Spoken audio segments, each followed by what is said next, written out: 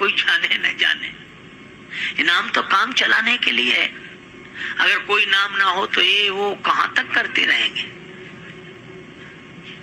एक गांव में किसी बेटी का विवाह हुआ। मक्खन निकालना कला होती है, दधी मंथन करके। अब वो बेचारी शहर की रहने वाली, उसे ढंग मालूम नहीं। सास से कहा, माता जी मटकी में मक्खन आ गया, उसे चलकर निकाल लो। माता जी बड़ी नाराज हुई, बहुत बुरा भला कहा। अब बहू समझे नहीं बात क्या है।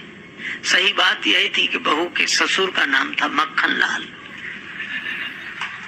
वो ऐसे ही चली गई कि मटकी में मक्खन आ गया। उसे कान पकड़े, क्या आइंदा ध्यान रखूंगी।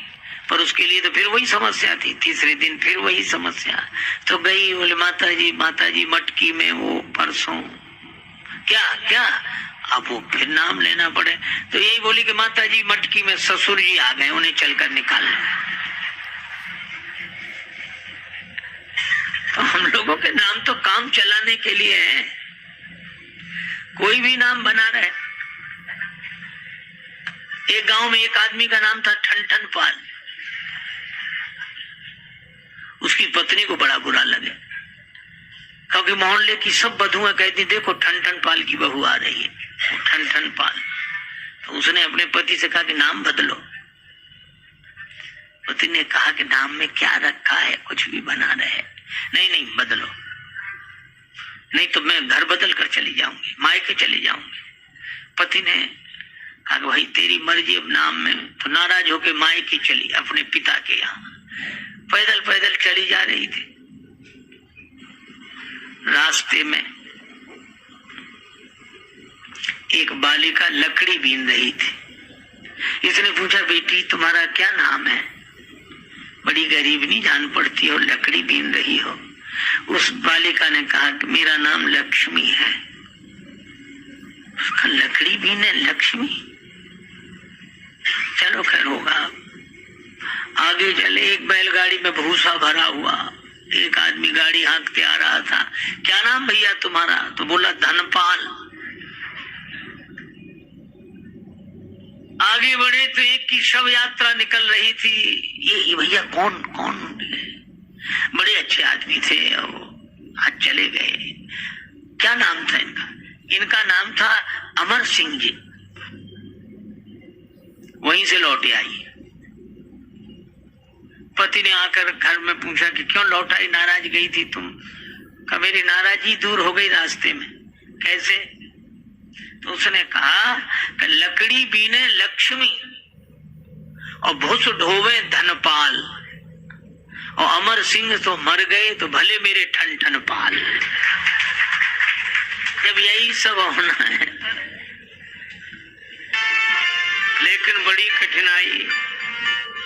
भक्तों के बीच में भक्ति बढ़े। कबीरा तेरी झोपड़ी गलकट्टों के पास, जो करेंगे सो भरेंगे, तू क्यों हो तो उदास। बड़ा मुश्किल है केर वीर का संग। कबीरदास जी बैठे, बगल में वेश्या की हवेली।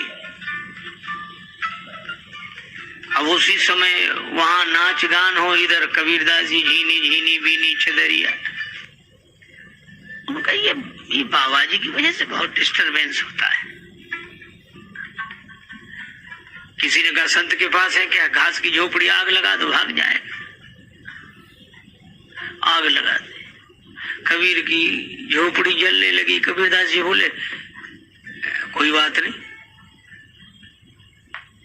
बाहर मैदान में बैठ के भजन करेंगे। झोपड़ी में आग लग जाए तो क्या, मैदान को तो कोई कुछ कर नहीं रहा, मैदान में बैठे। मैदान बैठे, भगवान की लीला ऐसी, हवा चली, घास फूस के झोपड़े उसकी हवेली पे गिरे, आग लग गई, सब भाग गए। अब वो आई, चरणों में गिर गई, बाबा बचाओ बचाओ। बाबा बोले हमारा तुम्हारा झगड़ा ही नहीं है, तुम तो आराम से बैठो। हानि लाभ होते रघुनाथ की कृपा से, सब मोही मानवों को माथ ठोक हाथ मलने दे। बाबा मेरा सब जल जाएगा, बचा लो। बाबा बोले मैंने कुछ किया ही नहीं। तो फिर कबीरदास जी बोले, तेरे यारों ने मेरी झोपड़ी में लगाई आग, अब मेरे यार के भी जरा अरमान निकलने दे।